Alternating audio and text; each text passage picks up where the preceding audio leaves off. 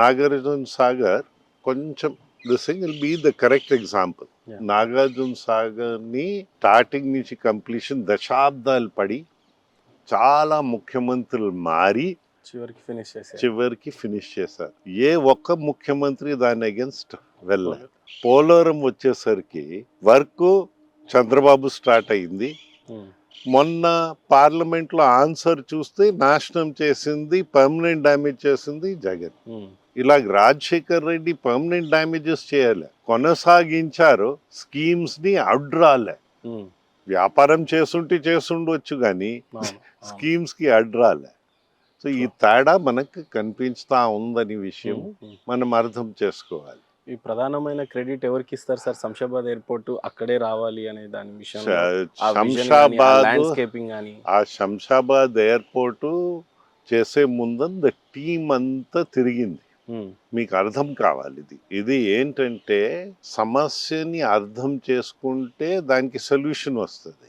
అర్థం చేయకుండా నువ్వు దిగావనుకో ప్రాబ్లం. ఇప్పుడు అది ఎకనామిక్, ఇది it's an economic activity.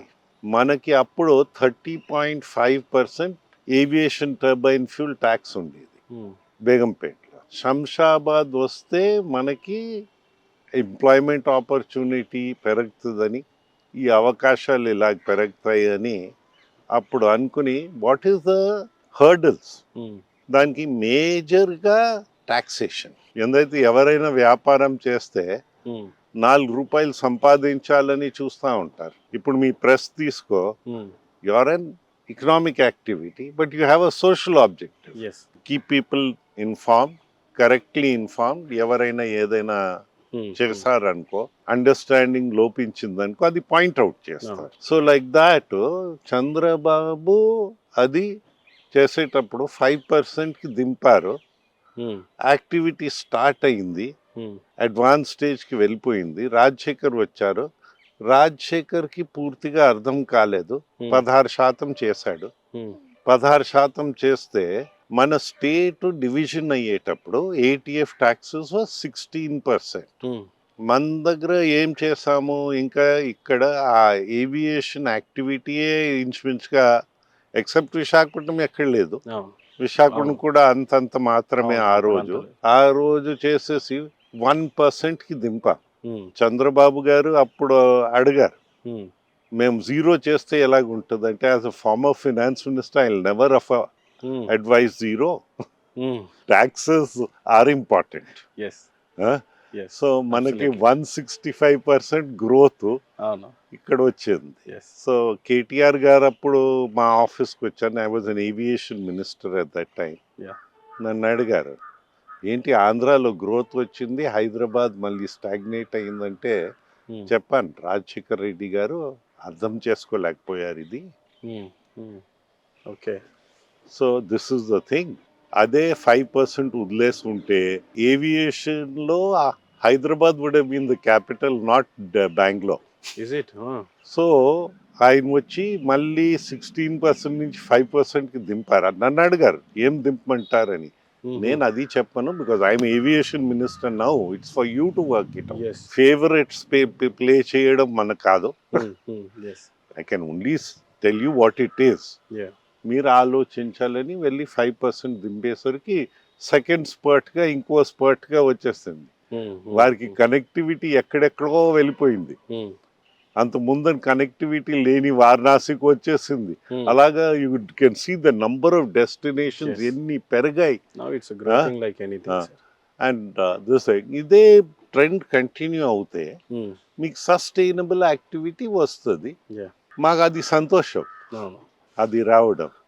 So అలాంటి యాక్టివిటీ రావాలంటే మీకు సస్టైన్డ్ యాక్టివిటీ కావాలి. సస్టైనెన్స్ అంటే అర్థం చేసుకోవాలి. ఇప్పుడు ఎవరైనా వ్యాపారస్తులు, మేము ఆ రోజు చెప్పేవారు ఈ ఎయిర్ ఇండియా ప్రైవేటైజేషన్లో ఇదంతా, మీకు బక్రాలు లేవు మార్కెట్లో, మీరు ఎకనామిక్ ఇది ఇస్తేనే వస్తుంది, లేకపోతే రాదు. కాదు మేము ఇంత పర్సంటేజ్ ఇస్తాం, అది అయిపోయింది. Ultimately you had to give it like that. You had to make it an economically viable thing.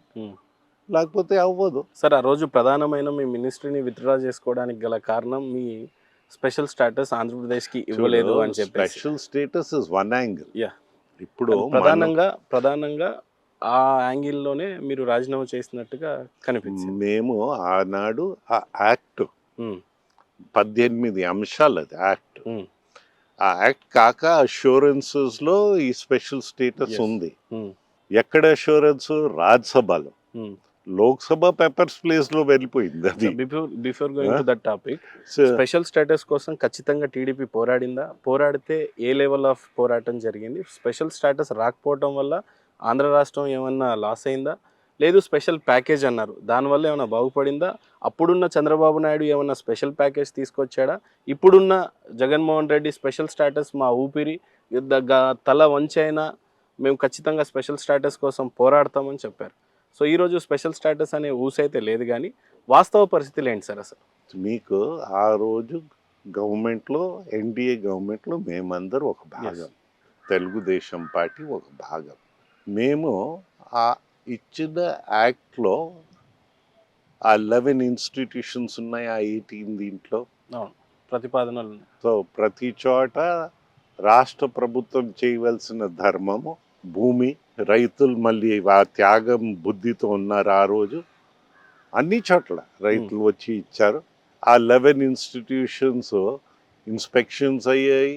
Okay అనిన తర్వాత government of India compound walls కూడా కట్టారు. ఇవన్నీ చేశారు. ఇప్పుడు ఆ 11 ఇన్స్టిట్యూషన్స్ ఏ ఒకటి పూర్తి కాలేదు, అది మనం గుర్తుంచుకోవాలి. అక్కడక్కడ కొన్ని స్టార్ట్ అయ్యాయి. వారు ఏంటంటే ఇంతవరకు ఏది ఒకటి కూడా పూర్తి కాలేదు. ఇప్పుడు 10 సంవత్సరాల వరకు అది స్పెషల్ కన్సెషన్, అది ఆంధ్రప్రదేశ్కి. ఇప్పుడు స్పెషల్ స్టేటస్ మేము ఇవ్వలేము, ఈక్వలెంట్ టు స్పెషల్ స్టేటస్ మేము మీకు కలిగించుతాము, ఒక ప్యాకేజ్ ఇస్తామని ఆనాడు ఆర్థిక శాఖ మంత్రి జైట్లీ గారు ఆయన ప్రెస్కి చెప్పారు. మేమందరూ ఉన్నాం అక్కడ. ఆయన చెప్పిన తర్వాత ఓ సంవత్సరం ఆగితే ఇంకా వాట్ ఈస్ ద ఈక్వలెంట్ చెప్పర్లే, అక్కడ సైలెంట్ అయిపోయారు. That is one angle.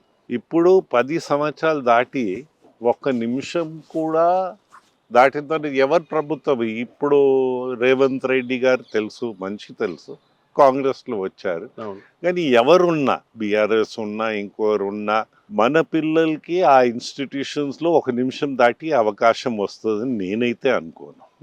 ఇప్పుడు they had to give certain things to Andhra, they had to take certain things from Andhra. ఇప్పుడు గివింగ్ ఏమి రాలే, టేకింగ్ అయిపోయింది. మన ప్రాపర్టీస్ అన్ని టేకప్ అయిపోయాయి. సో అది జగన్ గారు చెప్పేశారు ఆయన వచ్చిన తర్వాత, మీరు వాడటం లేదని. ఇప్పుడు అమరావతి రైతులు, అమరావతిలో ఏముండేది ఆ రోజు?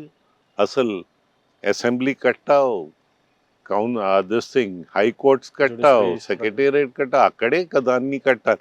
అది కట్టడం ఆపారు కానీ మీరు వచ్చాక, లేకపోతే ఆ హౌసింగ్ ఇదంతా లెవెల్లో అయిపోయేది. అక్కడ కూడా పర్మనెంట్ డ్యామేజెస్ చేయడానికి కొన్ని రోడ్స్ కూడా తవ్వేశారని విషయము మేము ప్రెస్లో ఆ ఫోటోలు కూడా చూసాం. So it's a different thing. ఇప్పుడు మీరు పర్మనెంట్ డ్యామేజెస్ చేసుకుంటా వెళ్తే ఏం వస్తుంది రాష్ట్రానికి అని, దట్స్ ద ఇంపార్టెంట్ ఫ్యాక్టర్.